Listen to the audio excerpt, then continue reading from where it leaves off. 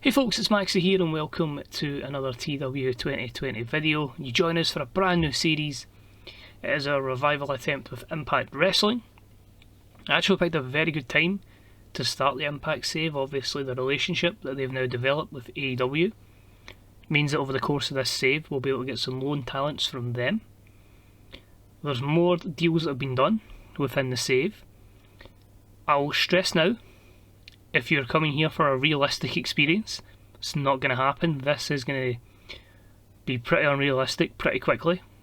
A lot of the roster will change as quickly as I can, because there's a lot of wrestlers here, I believe, that are kind of the wrong side of 30, and I'd rather just get some fresh blood in. But a few other notes: I haven't watched Impact in a long time, just a little clip here and there, so some of the characters might be a little bit wrong. But one thing I'm looking forward to though is this is like the first real save I've done since the WWF one, where everything gets taped at once. So I'm going to have that consistency of booking show after show after show. I'm probably going to go back to the monthly pay-per-view, which will mean they'll all be at the end of the month, so I can have the 4 weeks of television and then the pay-per-view, so it all leads in. But I'm hoping that consistency in booking will help. My worry is I've already done 4 explosions and we've already lost 20 grand, so I'll be intrigued to see how the financial situation is at the end of the month if we lose money, because obviously you need to spend money to make money, but spending too much money could see this save die off very quickly, so I'll have to be careful in that regard. But looking forward to it. It's probably going to take me maybe about 4 or 5 episodes to get into a bit of a groove, just to have an idea of the storylines going forward. Then obviously 1 month and we're straight into 2021. But looking forward to it. And without further ado, this is the opening show of the series. This is Impact Wrestling on Axis TV.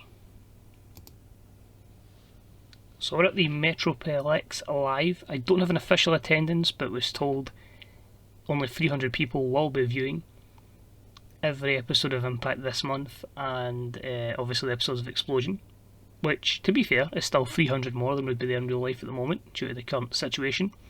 My user character, I've just decided it made more sense to go Don Callis.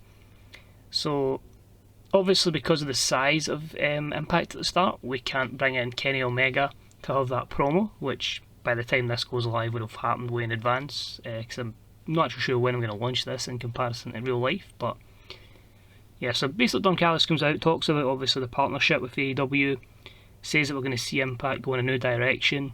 There'll be a lot of talents coming in shorter contracts just to really put on the best wrestling possible.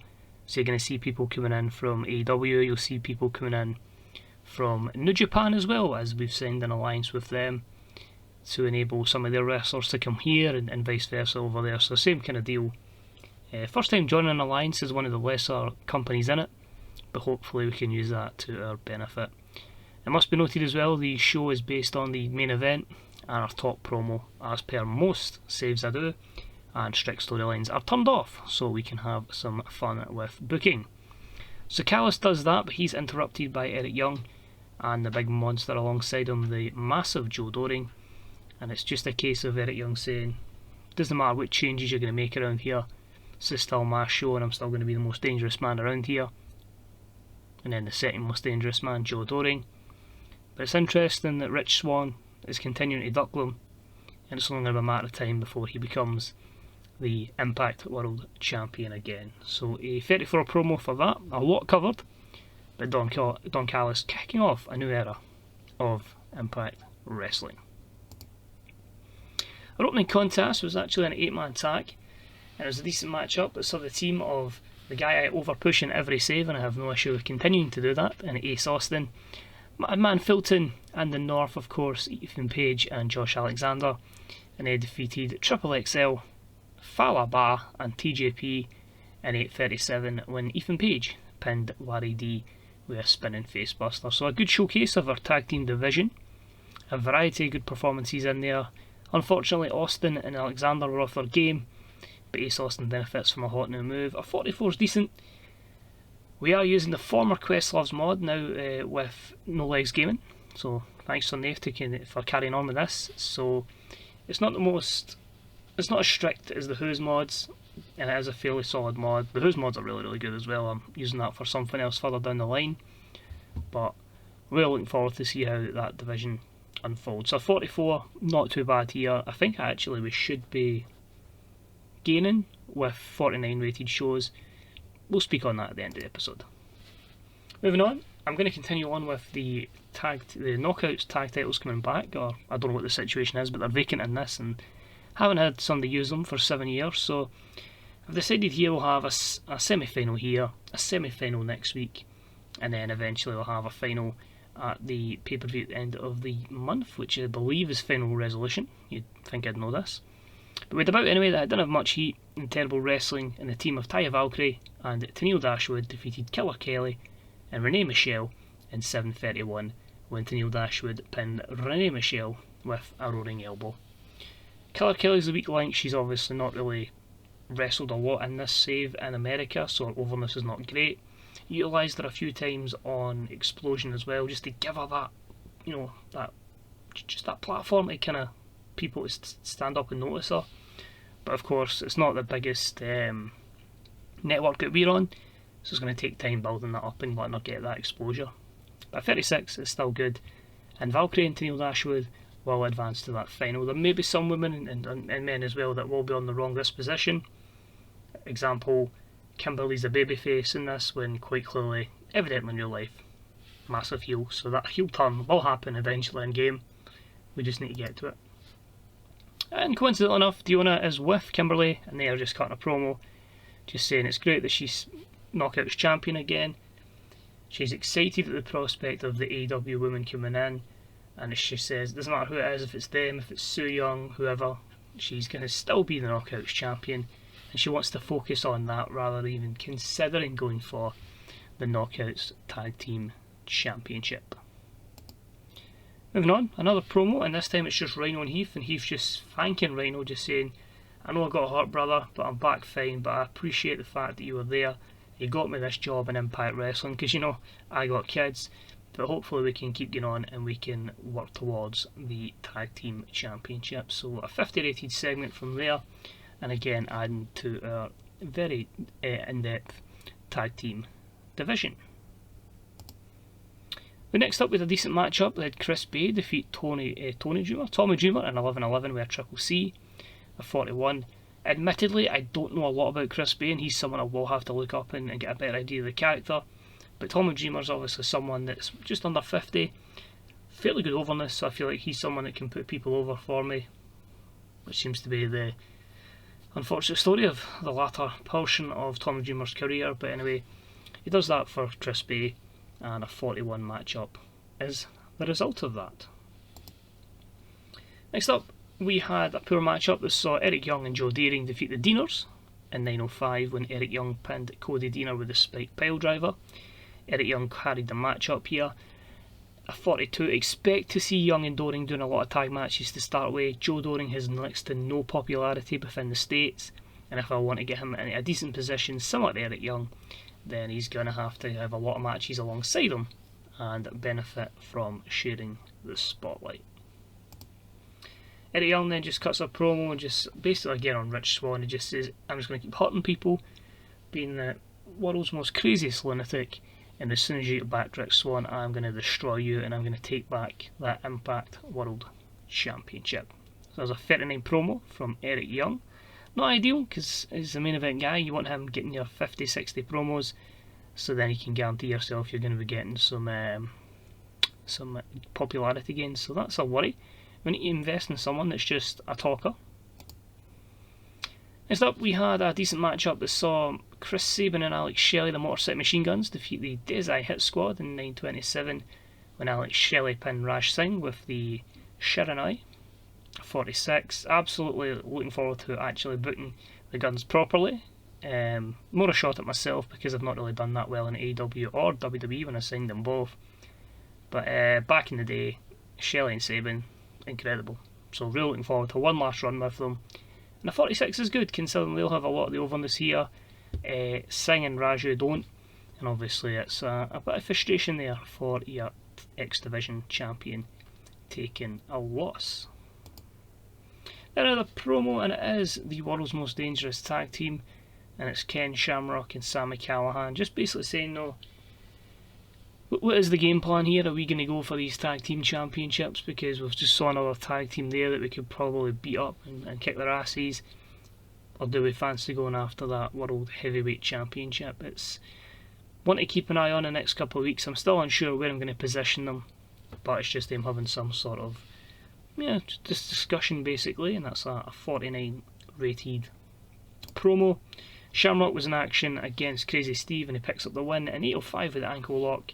41. It's very, very strange to be booking Ken Shamrock, truthfully, for the first time in any time I've played in TEW, which is crazy. But looking forward to it, as I say, obviously we'll push him strongly because the guy is mental.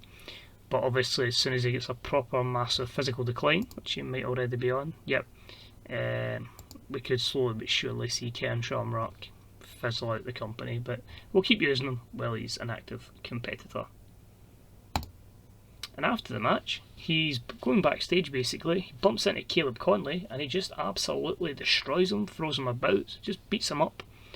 And that's a 36 rated promo. I'm basically going to spoil what I'm going to do with Conley. As you can probably tell by the thumbnail, we are obviously going to have a suicide character in this, so I'm obviously going to have Caleb Conley go back to portraying suicide. The plan is, if I can see somebody that's maybe not a massive name but has very good flashy skills, they'll then take over the moniker of suicide down the line, so someone out with the company right now, but I don't know who that'll be.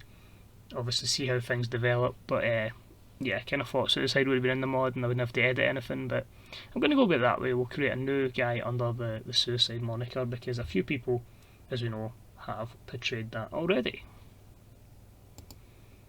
And then Don Callis, so he just comes out and just basically confirms it's looking promising. He says it's going to take a bit of time for all these contracts to come through, but we'll be having wrestlers appearing from AEW in the future, we'll have free agents appearing in the future, and we'll have people coming in from New Japan. The free agents is more a kind of money thing, as I say. We'll see how it goes after this run of shows in the pay-per-view. Worth reminding as well, because it's basically in the save went Monday, Tuesday, and then everything's taped on the Tuesday until the pay-per-view, obviously you don't have the time, you wouldn't be able to bring MD in that time, unless they were from the local area, because contracts take a bit of time in this, take 2 or 3 days, so that's my way of getting around that. So a 37 promo from Don Callis leads us to our main event, which was for the Impact World Tag Titles, and it was a decent matchup that had the Good Brothers defeat Moose and Brian Myers in 14:53 when Carl Anderson pinned Moose with a Magic Killer, and that gives the Good Brothers their first defence of the title. Simple matchup, they're a pretty big name in terms of Impact at the moment, so putting them in the main event spotlight. I'm going to try and give the tag titles a good run as well. I don't want to just make it World Championship matches that always go last. Let's give tag teams an opportunity. Let's try something different while we're in a different company instead of always went with World title matches. That's probably my booking flaw as well. So hopefully we can do something there. A 47, so we may actually lose Pop here, which is a bit disappointing. Moose and Brian Myers have absolutely zero chemistry as partners. And after the show, Good Brothers cut a promo just saying that's the first defence of the tag titles. They appreciate how deep this roster is in terms of tag teams, and they look forward to seeing who maybe pops up from New Japan and AEW, because they've got a lot of friends in those places. So we'll finish the show, we'll talk over a few things quickly. So overall rating is a 43, which gains popularity in 31 regions, so that may be everywhere we broadcast, bar the home region, which is already at 44. We will lose a lot of points because of obviously production values, live event experience. I don't want to splash the money just now, I want a kind of an idea of how we're doing financially after it, so if we're in a good position, we'll go for it. If not, we'll happily take a few hits. But the premier aim at the moment is just to go over in America, get financially sound, know where we're going, and then eventually we'll start a bit more global expansion. So it's going to take a bit of time, I say a couple of episodes to hit a rhythm, but once we know where we're going, once we've got a full card planned out for final resolution, we can crack on from there. So thank you for watching, let me know what you think, let me know who you'd like to see come in from AEW and New Japan. Bear in mind the main people won't quite be allowed to join on loan just yet, but your lesser people in the card may do. But looking forward to it, different challenge, and as I say, if you want realism here, realism is going to be going out the window very, very quickly. I've looked at it and it's like, I compare this to maybe one of my FM saves where I go a lower team and drive them up the leagues and up the table. Are they saves realistic? Absolutely not. So it's time to stamp the realism out of TW and let's just have proper fantasy booking. So thanks for your support, cheers for watching, enjoy the rest of your day, and I'll see you soon. Bye bye.